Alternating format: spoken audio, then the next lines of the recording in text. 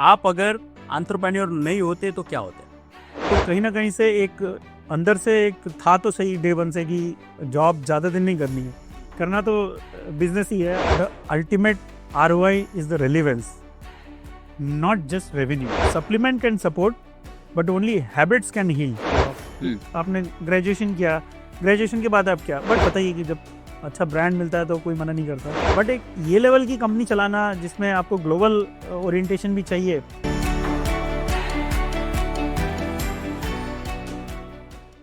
Doctor पवन, सबसे पहले ये बताइए कि आपकी जर्नी कहाँ से शुरू हुई और आपके बैकग्राउंड के बारे में बताइए कि आपका एजुकेशन जो है वो कहाँ से हुआ है और आपका चाइल्डहुड कैसा था।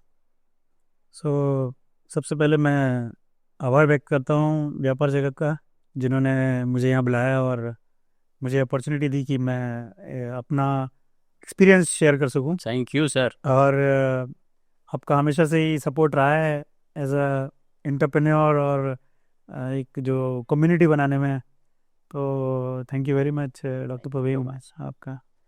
तो मैं बचपन से ही थोड़ा सा ये माने कि out of the box thinking में बिलीव करता था।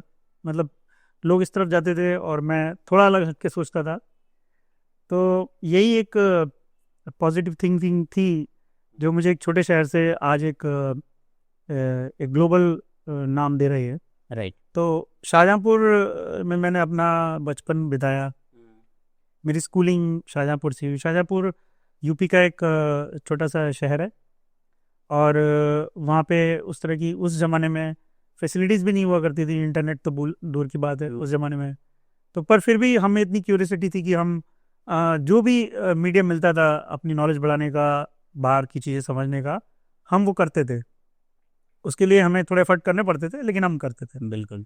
तो वहाँ से स्कूलिंग BSc तक मैं वहीं पढ़ा।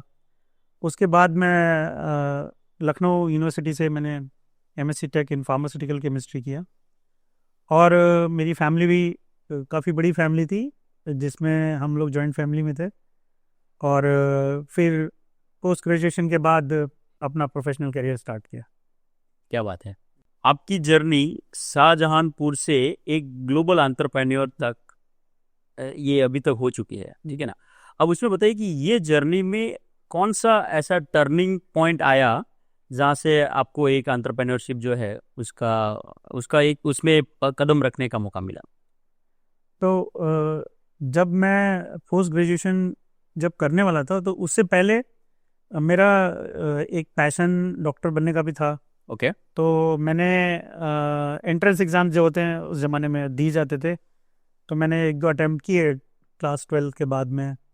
तो फॉर्चुनेटली और अनफॉर्चुनेटली जो दो भी बोले तो मेरा सिलेक्शन हुआ, लेकिन आयुर्वेदिक में हुआ, क्योंकि पहले एक ही नीट नहीं था तो एक एग्ज़ाम हुआ करते थे, यूपी बोर्ड, यूपी CPMT बोलते थे। राइट। तो उसमें आप MBBS, BHMS, होम्योपैथिक, आयुर्वेदिक, इस टाइप के 5 डिसिप्लिन हुआ करते थे। तो सभी के चॉइस MBBS ही हुआ करता था उसमें। राइट। बट अनफॉर्चुनेटली मेरा नहीं हुआ, तो मेरा आयुर्वेदिक में हुआ सिलेक्शन। तो फिर मेरा एक थॉट प्रोसेस था, क्योंकि घर में हमारे फैमिली में कोई डॉक्टर नहीं था, हमारी पूरी फैमिली बिजनेस ओरिएंटेड फैमिली थी। एक मैं ही थोड़ा सा ऐसा अलग सोच रखता था। राइट। तो मेरा सिलेक्शन हुआ, लेकिन मैंने वो ड्रॉप किया, क्योंकि मुझे ऐसा लगता था उस ज़माने में, आज की डेट में कोई भी चीज़ बुरी नहीं बोलेंगे, उस ज़माने में थॉट प्रोसेस था, इमेच्योर थॉट प्रोसेस बोलो, आप कुछ भी बोलो, कि मुझे आयुर्वेदिक नहीं करनी है। मुझे अगर MBBS में मिलेगा तो ही मैं करूँगा, नहीं तो मैं नहीं करूँगा। तो फिर मैंने वो ड्रॉप किया। फिर चूँकि वो टाइम बहुत कंफ्यूजिंग रहता है, उस ज़माने में इतना अवेयरनेस भी नहीं थी, आप क्या करने वाले हो। आपने ग्रेजुएशन किया, ग्रेजुएशन के बाद आप क्या, बट उस समय उस टाइम पे भी मेरा थॉट प्रोसेस ऐसे ही था कि कुछ तो डिफरेंट करना है। तो एक लखनऊ यूनिवर्सिटी में एक सेपरेट कोर्स निकला, MSc टेक फार्मास्यूटिकल केमिस्ट्री, जो कि काफ़ी नया था, उसकी कोई बैकग्राउंड नहीं था आगे फ्यूचर में क्या होने वाला। बट एक ऐसा एक इंट्यूशन था, ऐसा बोल सकते हैं कि ये जो है, ये this is going to be a good course for the future. So वो मैंने ऑप्ट किया। ओके। और उसके बाद जैसे ही वो ख़त्म हुआ, उसके बाद मुझे फॉर्चुनेटली जॉब वगैरह भी ऑफर हो गया। और उसके बाद मैंने अपना 19 ईयर्स प्रोफेशनल लाइफ करने के बाद में, सब अच्छा टॉप ब्रांडेड कंपनियों में काम करने के बाद में, मेरा एंटरप्रेन्योर जर्नी स्टार्ट हुआ 2019 में, जब मैंने ऑर्टिव Q3 रिसर्च प्राइवेट लिमिटेड एक कंपनी बनाई जो Okay. पिक CRO है। ये आपके जो 19 इयर्स एज अ प्रोफेशनल आपने कॉर्पोरेट में काम किया, उसके बारे में थोड़ा सा बताइए। सो मैंने स्टार्ट किया branded, first branded company lupin, जो कि हाँ अभी भी बड़ी कंपनी हो, पहले भी उस समय भी बड़ी। सो वहाँ से स्टार्ट किया मैंने, बट पैशन मेरा साइंस की तरफ ज़्यादा था, और मैंने अपना फर्स्ट जॉब स्टार्ट किया क्वालिटी कंट्रोल में।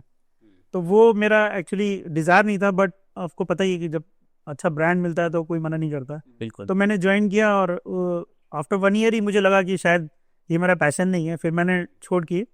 फिर मैंने डाबर रिसर्च फाउंडेशन, जो कि साहिबाबाद में R&D सेंटर है, रिसर्च एंड डेवलपमेंट, वहाँ मैंने ज्वाइन किया। और डाबर का नाम वैसे तो बहुत है, अभी भी है, पहले भी था, लेकिन बहुत कम लोग जानते हैं कि वो फार्मा में भी हैं। जो एलोपैथिक मेडिसिन हैं उनमें भी उनका बहुत अच्छा रिसर्च ओरिएंटेड बैकग्राउंड रहा है। तो मैंने 2002 में वहाँ ज्वाइन किया, और मैंने 6 साल बहुत अच्छे अच्छे प्रोजेक्ट्स पे काम किया, नोबल प्रोजेक्ट्स पे, खासतौर पे कैंसर रिसर्च पे। उस समय वो कंपनी फोकस करती थी, शायद कोई जानता भी नहीं होगा, अभी भी नहीं जानता है। राइट। क्योंकि वो बिजनेस डाबर फैमिली का एक ऐसा बिजनेस था जो आनंद वर्मन जी देख रहे थे, डॉक्टर आनंद वर्मन जी देख रहे थे, और वो भी हार्वर्ड से पढ़े हुए थे। तो उनका एक फार्मा में एक अजीब लगाव था, तो उन्होंने ऑन्कोलॉजी में काफ़ी कुछ अच्छे रिसर्च में पैसा खर्चा करके एक अच्छा रिसर्च सेंटर बनाया। तो मैं उसमें था। फिर वहाँ पे मेरा एक रिसर्च पैशन स्टार्ट हुआ। फिर 6 साल मैंने वहाँ अच्छे प्रोजेक्ट में काम करने के बाद में फिर मैंने और दूसरी फार्मा कंपनी की तरफ, क्योंकि वहाँ पे भी एक बार एक सेचुरेशन जैसा आने लगता है, एक में आप लर्निंग जो है वो हमेशा कंटिन्यूस रहती है। फिर एक कंपनी में क्या है, कभी कभी सेचुरेशन आने लगता है। फिर मैंने ल्यूपिन में फिर मैंने टोरेंट में काम किया, रिसर्च में काम किया। फिर मैंने डॉक्टर रेड्डीज में काम किया। फिर मैंने सिप्ला में, नोवार्टिस में, वोकहार्ट में, और फाइनली शिल्पा मेडिकेयर जो थी वो मेरी लास्ट कंपनी थी, जिसमें मैंने बहुत कुछ लर्न किया। ये सब कंपनियों में काम करने का मेरे को एक बहुत बड़ा एडवांटेज मिला कि हर जगह से मैंने कुछ कुछ सीखा। आप एक कंपनी में काम करते सीखते हैं, मैं ये नहीं बोल रहा हूँ कि नहीं सीखते, बट आपको एक एज अ एंटरप्रेन्योर कॉल लेने के लिए, एज अ स्टार्टअप कॉल लेने के लिए जो आपको मसाला चाहिए है, वो आपको मसाला हर जगह से मिला। और मैंने फिर वो एक खिचड़ी तैयार कर दी, मसाला खिचड़ी। बिल्कुल। तो वो एक मेरा कॉन्फिडेंस बिल्ड किया, और तब मैंने वो स्टार्ट किया। तो देखिए, 19 साल कॉर्पोरेट में काम करने के बाद एंटरप्रेन्योरशिप के लिए एंटर होना, एंटरप्रेन्योरशिप के लिए प्रिपरेशन करना, इट्स अ टफ थिंग, ठीक है ना। एंड आई एम श्योर आपके लिए भी वो डिसीजन जो है वो टफ डिसीजन हुआ होगा उस टाइम पे, बट फिर भी आपने क्यों एंटरप्रेन्योरशिप सिलेक्ट करी कि नहीं अभी बहुत हो चुका, अभी एंटरप्रेन्योरशिप जो है वो करनी है? I mean what are those thoughts की जिसकी वजह से आपने एंटरप्रेन्योरशिप स्टार्ट करी? जैसे मैंने बताया, मेरा बैकग्राउंड तो एक्चुअली बिजनेस का था ही पूरा। ओके। तो कहीं ना कहीं से एक अंदर से एक था तो सही डे वन से कि जॉब ज़्यादा दिन नहीं करनी है, करना तो बिजनेस ही है। अब क्या करना, ये इट्स अ डिफरेंट स्टोरी।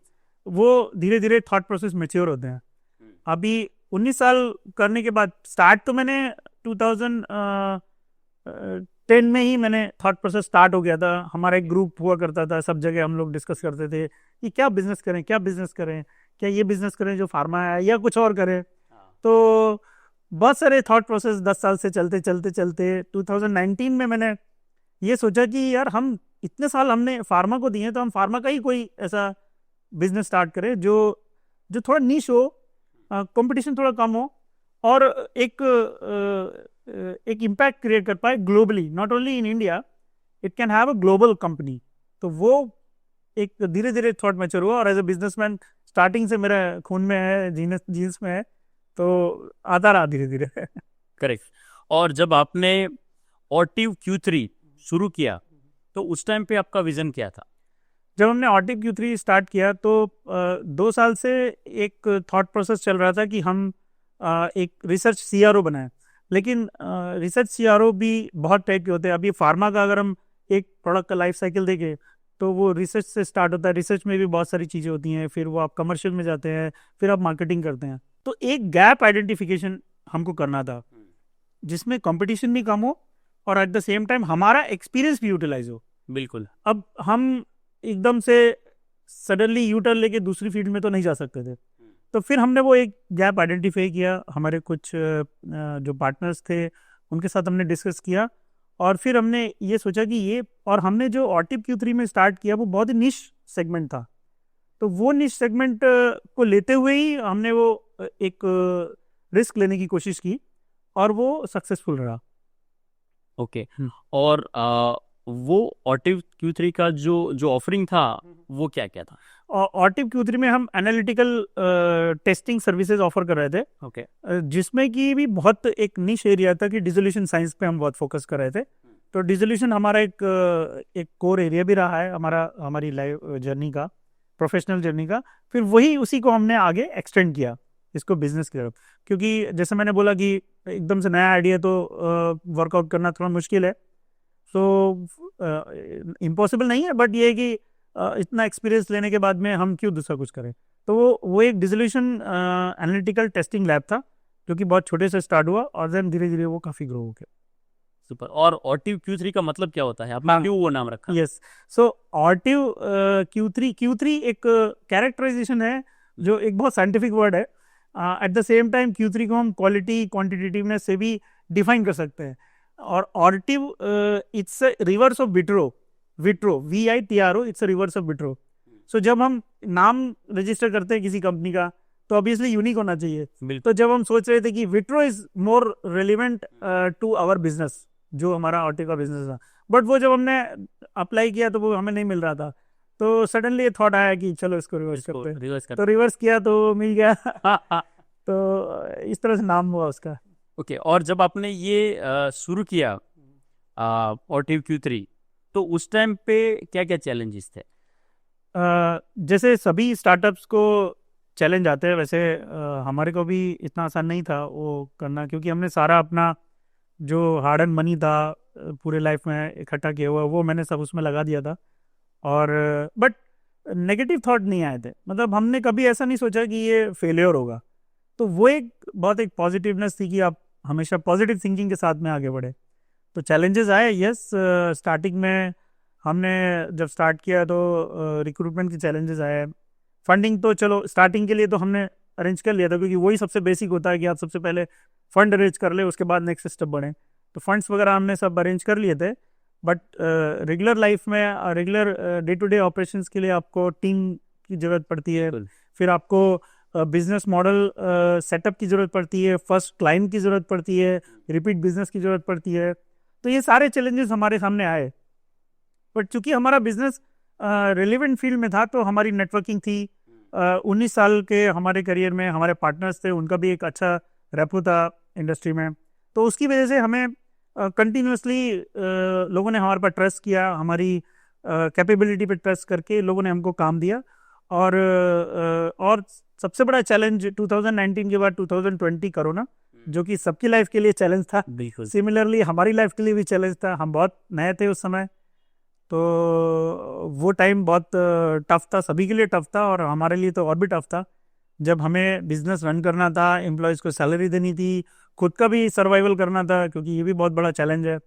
क्योंकि हम स्टार्टअप में हम खुद कुछ नहीं ले रहे थे, लॉन्ग टर्म बिजनेस की प्लानिंग करते हैं तो हम खुद को रिवॉर्ड नहीं करते हैं। एज ए फाइनेंशियल्स की बात करूं तो वो एक पीरियड था जिसमें हमने काफ़ी स्ट्रगल किया, मैन पावर के टर्म्स पर, प्रोजेक्ट के टर्म्स में। फिर हमको काम करके दे रहे हैं तो हमारे को रिटर्न नहीं आ रहा है, क्योंकि वहाँ पे बहुत सारा पैसा ब्लॉक हो गया था लोगों का। तो ये सारे चैलेंजेस हमको उस समय। और आपने बताया कि फर्स्ट कस्टमर मिलना एक चैलेंज था, तो फर्स्ट कस्टमर जो है वो आपको कैसे मिला? सो फर्स्ट कस्टमर मिलना एक चैलेंज तो था, तो लेकिन जैसे बताया कि मैंने हमारा जो बिजनेस था वो रिलेटेड था, जो पीछे का हमारा एक्सपीरियंस था, तो हमने अपने प्रीवियस जो भी हमारे कनेक्ट थे, नेटवर्क थे, उनको कनेक्ट किया कि हम ये स्टार्ट कर रहे हैं, जिसकी क्या एक नीड है, आपको ये काम हमसे कराना चाहिए क्योंकि हम एक्सपर्ट है। तो वो उनको कन्विंस किया और वो हमसे एग्री हो गए, और वो बहुत अच्छी बड़ी कंपनी थी। तो स्टार्टिंग हमारी टचवुड बहुत अच्छी रही। सो वहाँ से हमको पहला कस्टमर मिल गया। तो बहुत सारी चैलेंजेस जो है वो आपकी जर्नी में आए। डॉक्टर पवन, कभी ऐसा हुआ कि आपको एक ऐसा डिसीजन लेना पड़ा कि अब ये आगे नहीं बढ़ेगा और अब इसको हमें बंद कर देना चाहिए? सो डॉक्टर प्रवीण, ऐसा टचवुड कभी नहीं आया दिमाग में, क्योंकि जैसे मैंने पहले बताया कि मैं हमेशा पॉजिटिव थिंकर रहा हूँ। राइट। नेगेटिविटी मेरे दिमाग में आती नहीं है। एक बार बढ़ गए आगे तो बढ़ गए, पीछे देखना नहीं मुड़ के। सो ऐसा कभी नहीं लगा और लगना भी नहीं चाहिए। कोई एक अगर आपको सक्सेसफुल करना है तो ये तो दिमाग से में रखना नहीं चाहिए कि फेलियर आएगा। हाँ, रिस्क मिटिगेशन के लिए आपको एक स्ट्रैटेजी तो चाहिए, बिल्कुल, कि आप रिस्क तो वो एक रहती है, हमेशा दिमाग में रहती है, मन में रहती है, बट उसको ज़्यादा इम्फेसिस ना देते हुए अपना काम को आगे बढ़ते रहना चाहिए। तो वो मैंने किया और मुझे सक्सेस मिली। अच्छा, ये आपका जब मैंने प्रोफाइल वगैरह सारी चीज़ें स्टडी करी तो मुझे पता चला कि ऑटिव Q3 को सिर्फ 1.5 साल में एक अच्छा एक ग्रोथ मिला, एक अच्छा ब्रेक थ्रू मिला, है ना? तो जब हम एक सक्सेस की बात करते हैं तो ऐसा क्या आपने अलग किया जिसकी वजह से आपको 1.5 साल में जो है वो इतना ग्रोथ मिला?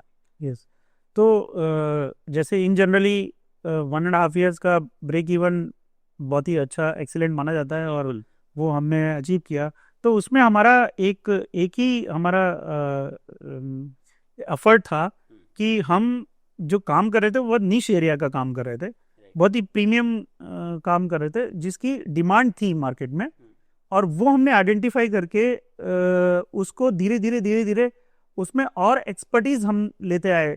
हमने ये कभी नहीं सोचा कि यार हम बहुत बड़े एरिया को कैटर करेंगे इनिशियली। यस, लॉन्गर टर्म में ऑब्वियसली आपको जब एक लार्जर कंपनी बनना है तो आपको सब चीज़ें फोकस करनी है, बट शुरू में हमने अपने आप को बहुत ट्यून किया, फाइन ट्यून किया उसी टेक्नोलॉजी में, उसी चीज़ में जिसमें हम एक्सपर्ट थे, और वो हम अपने आप को बहुत ज़्यादा एक्सपर्टाइज बनाने में कामयाब हुए, और जिसकी वजह से हमें उस एरिया का काम कंटिन्यूसली हमें मिलता रहा, और हम अपने क्लाइंट्स को, कस्टमर्स को ये कन्विंस करने में सक्सेसफुल हुए कि जो आप हमसे करवा रहे हैं वो क्वालिटी का काम है और जो और कहीं नहीं हो सकता, और हम आपको बहुत क्विकर टाइम में दे सकते हैं। तो यही एक आज की डेट में एक बिजनेस का मोटा सभी के लिए सक्सेस भी है कि आप कम समय में क्वालिटी का काम, और दाम कम वाली बात यहाँ पे नहीं आती क्योंकि ये थोड़ा सा हमारा प्रीमियम था, बट हम, लेकिन क्योंकि बहुत सारी कंपनियां उसको अच्छी क्वालिटी के लिए पे करती हैं, तो उन्होंने भी हमको पे किया अच्छा। तो 1.5 ईयर्स में हमारा एक अच्छा ब्रेक इवन इसी वजह से आ गया क्योंकि हम प्रीमियम काम दे रहे थे और अच्छा काम करके दे रहे थे। बिल्कुल। अगला सवाल है मेरा डॉक्टर पवन, इवेंको वेलनेस का आइडिया कैसे आया? तो एक ऑटिव Q3 जब हमने बनाया तो ये ऑटिव Q3 एक सर्विस ड्रिवन मॉडल है। सर्विस में मतलब हम एक सर्विसेज प्रोवाइड कर रहे हैं, इसमें हम कोई प्रोडक्ट D2C वगैरह नहीं कर रहे हैं। तो एक मन में था कि कुछ क्यों ना कुछ ऐसा किया जाए, क्योंकि इसकी एक लिमिटेशन है, सर्विस इंडस्ट्री की एक लिमिटेशन है, आप एक लेवल तक अच्छा कर सकते हैं, बट बियॉन्ड दैट आपका turnover wise, business wise growth एक लिमिटेड रहता है। आप इवन अच्छे से अच्छे कंपनी में देखेंगे, ये सेगमेंट की बात कर रहा हूँ मैं, अब दूसरी सर्विस सेक्टर की नहीं, मैं पर्टिकुलरली अपने फार्मा सेक्टर में जो ऑटिव का बिजनेस मॉडल था उसकी बात कर रहा हूँ।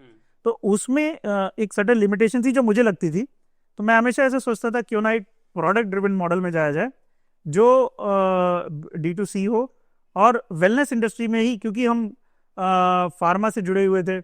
तो फार्मा का दूसरा जो मॉडल है वो आपका मेडिसिन है, आप एक मेडिसिन की कंपनी बना सकते हैं, आप मेडिसिन लॉन्च कर सकते हैं, वो भी एक मॉडल था। लेकिन न्यूट्रास्यूटिकल में हमारा एक पैशन भी था, शुरू से रहा है कि हम एक कस्टमर्स को एक ऐसा प्रोडक्ट्स दें जो उनको वेलबींग में काम आए। तो वो दिमाग में हमारे था, 2 साल पहले ही मतलब हमने ये थॉट प्रोसेस थोड़ा डालना शुरू कर दिया था कि हमको प्रोडक्ट ड्रिवन मॉडल में जाना है। तो सर्विस ड्रिवन मॉडल ऑटिव का है और ये मैं प्रोडक्ट ड्रिवन मॉडल की बात कर रहा था, तो इवेंको वहाँ से पिक्चर में है। सुपर। और गमीज में लिपोसोमल इंग्रेडिएंट्स और माउथ मेल्ट फॉर्मुलेशंस, ये इनोवेशन का आइडिया आपको कहाँ से आया? तो लिपोसोमल बेसिकली पहले से ही फार्मा में काफ़ी यूज़ होता है। लेकिन वो इंजेक्टेबल फॉर्म में होता है जिसमें इंजेक्शंस वगैरह बनाते हैं, कॉम्प्लेक्स इंजेक्टेबल की बात करें तो वो कॉन्सेप्ट बहुत पुराना है, काफ़ी सालों से यूज़ हो रहा है।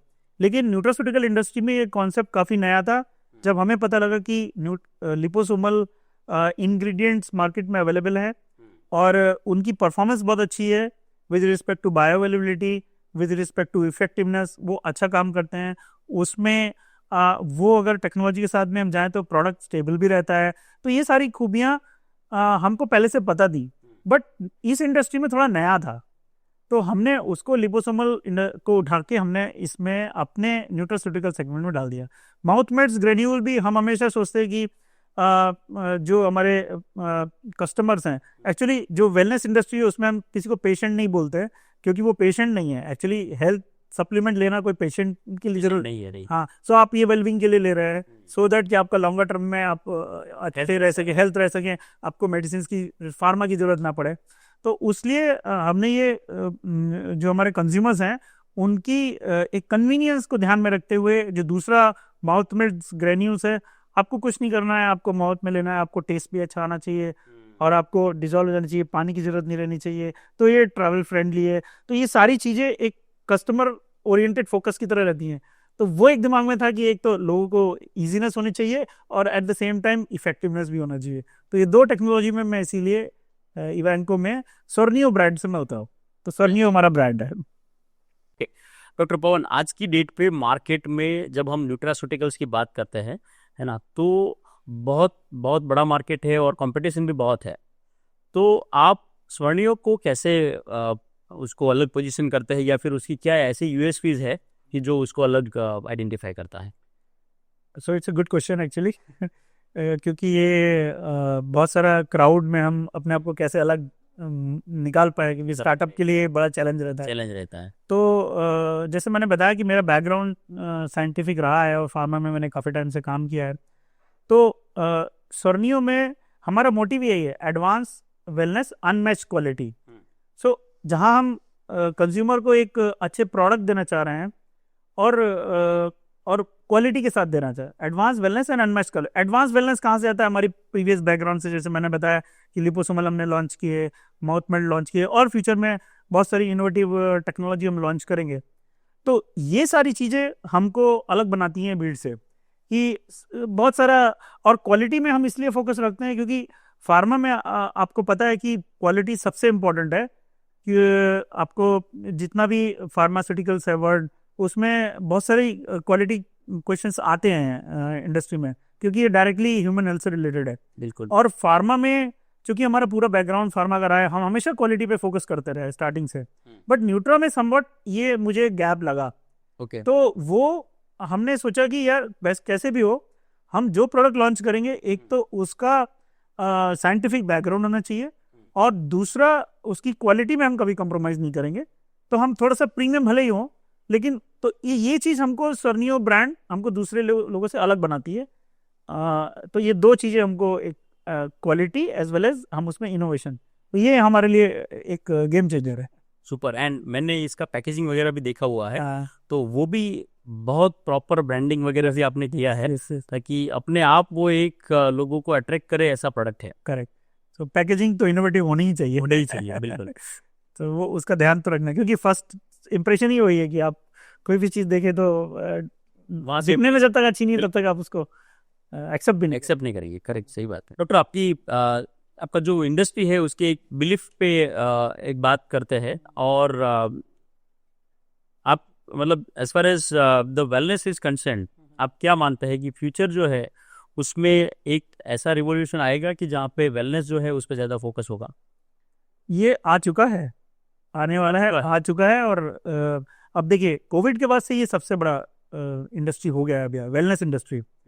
उससे पहले तो इतना अवेयरनेस नहीं था लोगों का। कोविड ने सब सिखा दिया कि आपको आपको खुद रखना है वेलनेस, आपको कोई दवाई बचा नहीं पाएगी। सही बात। जब तक आप अंदर से स्ट्रांग नहीं है। तो अंदर से स्ट्रांग कैसे बनेंगे? या तो आपकी हेल्थ हैबिट्स ऐसी हो, आपके रहने सहने का तरीका ऐसा हो, आपकी डेली लाइफ ऐसी हो जो आप अपने आप को हेल्थ, बट कितने लोग ऐसे हैं जो ऐसा कर पाते हैं?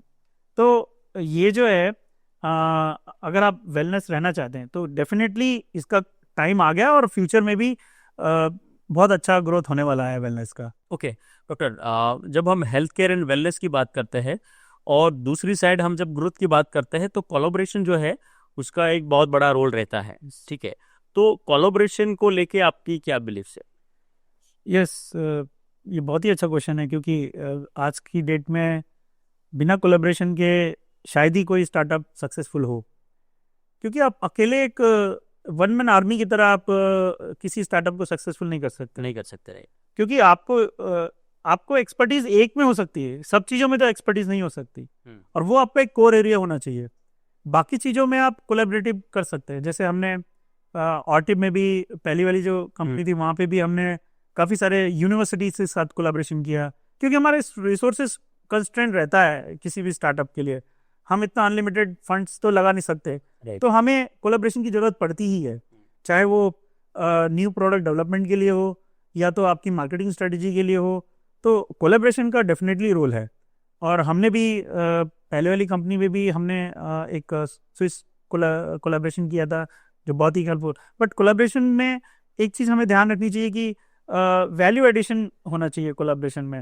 मतलब अभी जैसे आप एक फंड रेजिंग कर रहे हैं, तो एक अलग पार्ट है कि भाई आपने एक फंड रेजिंग किया, एक ने आपको फंड दे दिया, उसकी कुछ एक्सपेक्टेशन है, वो एग्जिट कर लिया, तो वो एक अलग टाइप का कोलैबोरेशन है जिसमें एक ऑब्जेक्टिव इन्वॉल्व है। बट मेरा ऐसा मानना है, मेरा पर्सनल थिंकिंग ऐसा है कि कोलैबोरेशन ऐसा होना चाहिए जो आपको वैल्यू एडिशन हो। आपके जो पार्टनर्स है, आपके जो कोलैबोरेटर है, वो आपको कुछ वैल्यू एडिशन कर सके। तो डेफिनेटली कोलैबोरेशन का रोल है और हमें करना चाहिए। और अगर हम परसेंटेज में बात करें तो आपको क्या लग रहा है, कितने परसेंट जो है वो कोलैबोरेशन हो सकता है हेल्थ केयर इंडस्ट्री में, किसी एक नॉर्मल एक कॉमन इंडस्ट्री को अगर अपने टारगेट करते हैं तो? सो कोलैबोरेशन का ऐसा कुछ डेफिनेट परसेंटेज नहीं है, लेकिन हाँ, ये कभी 100% भी हो सकता है, 200% आपको ग्रोथ दे सकता है। और कभी कभी ऐसा भी होता है कि आपको ना उसको ग्रोथ मिले। क्यों? क्योंकि आप किसी के साथ कोलैबोरेट कर रहे हो, उसका ऑब्जेक्टिव क्या है। अगर आपका ऑब्जेक्टिव सिर्फ फंड रेजिंग है कि आपने कोलैबोरेट कर लिया और फंड मिल गया और आपने आपको एक लेवल पे आप पहुंचे, उसको एग्जिट दे दिया, वो अलग टाइप का कोलैबोरेशन है, तो उसमें आपको एक सर्टेन रिटर्न मिलेगा। लेकिन जब आप एक ऐसे कोलैबोरेशन की बात करते हैं जो आप लॉन्ग टर्म है, जिसमें आपको उससे भी कुछ मिलना है, उसको भी आपसे कुछ मिलना है, तो वो तो आपको 200-300% और अनलिमिटेड बेनिफिट दे सकता है लॉन्ग। Right, okay. डॉक्टर, अब आपकी जर्नी जो है उसमें थोड़े से पास्ट की बात करते हैं। और कोई भी एक एंटरप्रेन्योरल जर्नी में काफ़ी सारे चैलेंजेस आते हैं, और आपकी जर्नी में बताइए कि सबसे बड़ा चैलेंज जो है वो कौन सा था और आप कैसे उसमें से बाहर निकले? हमारी जैसे ही एंटरप्रेन्योर जर्नी शुरू हुई, मैंने जैसे पहले ही बताया है कि कोविड जो है, तो सभी के लिए वो चैलेंज था, हमारे लिए भी चैलेंज था। तो हमने अपनी स्ट्रैटेजी थोड़ी डिफरेंट की।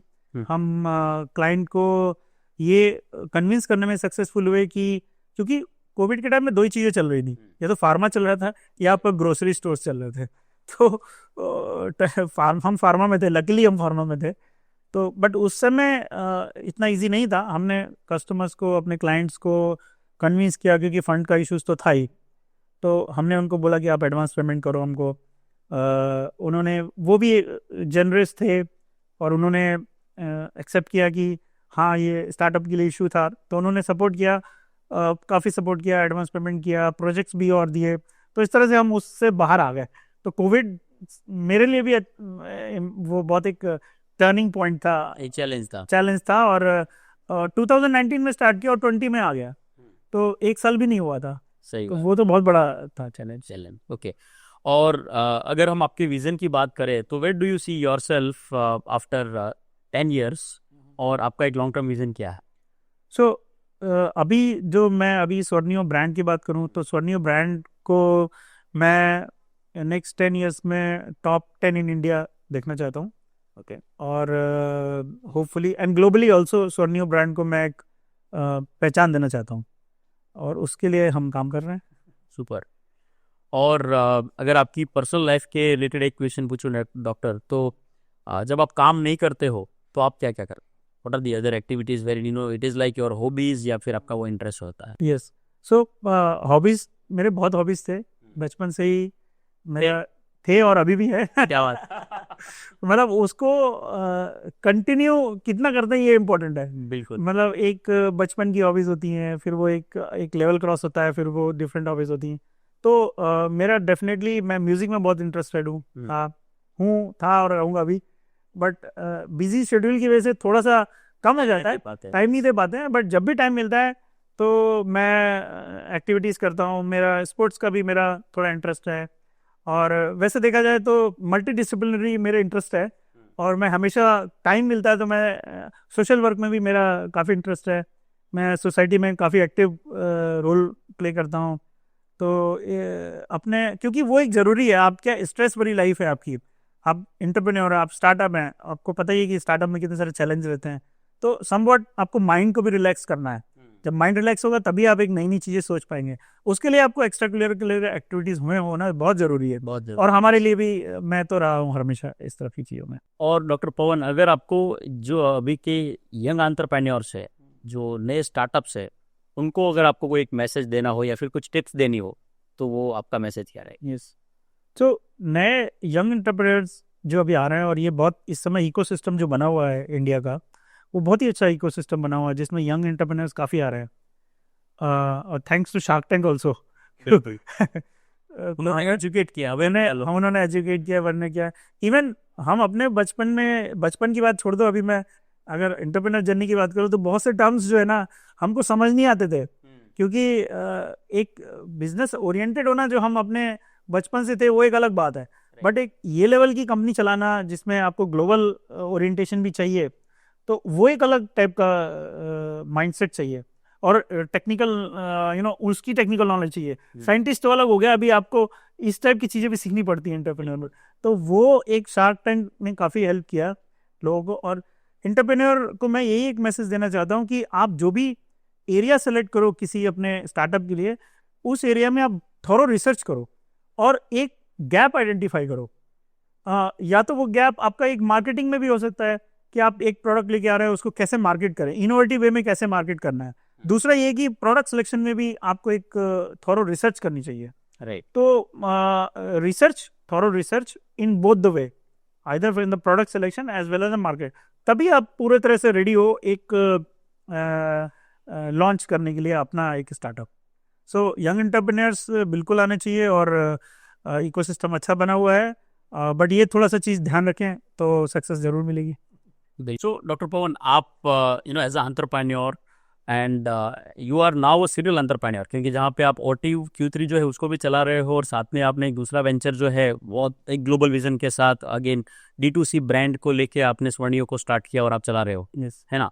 तो इसमें एक बहुत स्ट्रॉन्ग सपोर्ट सिस्टम की ज़रूरत पड़ती है, तो आपका सपोर्ट सिस्टम क्या है? बहुत अच्छा क्वेश्चन है क्योंकि ये सपोर्ट की ज़रूरत सबको पड़ती है, चाहे वो मेंटली हो चाहे वो किसी तरीके से हो। तो मेरा सपोर्ट सिस्टम जो है वो मेरी फैमिली है, मेरी वाइफ और मेरा एक बच्चा सन जो अभी 12th क्रॉस कर रहा है, और वो भी काफ़ी शार्क टैंक सीख सीख के वो मेरे को सलाह देता रहता है। क्या बात है। तो और मेरी वाइफ भी पूरा इंटरेस्ट लेके मेरे साथ में, और वो तो मेरी पार्टनर भी है ये कंपनी में। तो यस, मेरी वाइफ और मेरे बच्चे मेरे सपोर्ट सिस्टम है। सुपर। चलिए डॉक्टर, एक रैपिड फायर खेलते हैं। आप अगर एंटरप्रेन्योर नहीं होते तो क्या होते? मैं एंटरप्रेन्योर नहीं होता तो शायद मैं टूरिज्म सेक्टर में होता। मुझे टूरिज्म में बहुत इंटरेस्ट है। क्या बात है। फेवरेट हेल्थ टिप जो आप सबको देना चाहते हैं?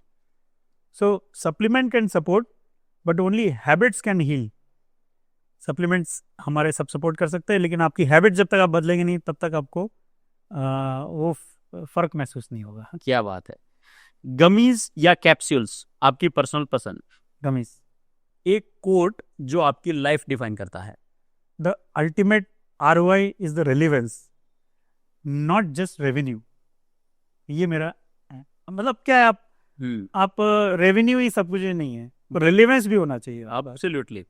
Very powerful. Thank you so much, Doctor, for joining this particular talk and sharing the entire journey and a lot of insights. I'm sure this particular show will be very inspirational for the audience, all the viewers जो इसको देखेंगे. Thank you so much. Thank you, Dr. Praveen, for inviting me, and I hope we will all together work. Absolutely, will do, sir. Thank you.